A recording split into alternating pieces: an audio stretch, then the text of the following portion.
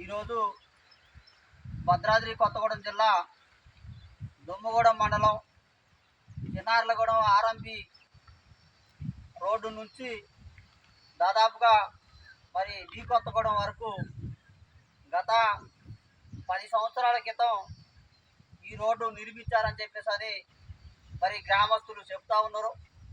ఈ రోడ్డు మరి ఇంకా కొద్దిగా 4 చిలుకులు పడితే మనుషులు ఆటోలు బండ్లు కాదు కానీ మరి మనుషులు తిరగడానికి కూడా పనిచేయకుండా ఉండేటటువంటి పరిస్థితి మరి కనపడతా ఉంది.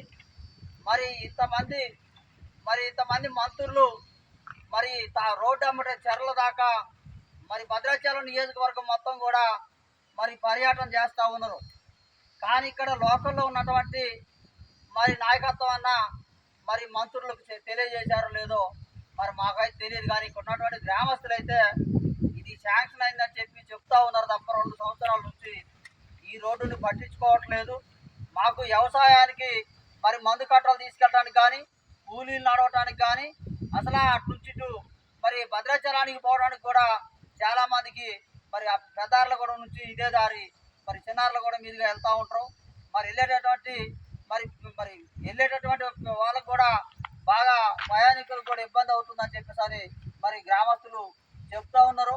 మరి దీన్ని ప్రభుత్వం స్పందించి మరి ఏదైతే శాంక్షన్ అయిందని చెప్పేసి మరి చెప్తున్నారని చెప్పేసి గ్రామస్తులు చెప్తా ఉన్నారు.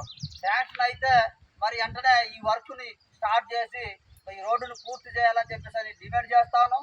లేదా శాంక్షన్ కాకపోతే మరి మంత్రులు ఎవరైతే రోడ్డు భవనాల శాఖ మంత్రి గారు ఉన్నాడో ఆయన ఈ రోడ్డు మీద దృష్టి పెట్టి ఈ రోడ్డుని పోయించేటటువంటి ప్రయత్నం చేయాలా.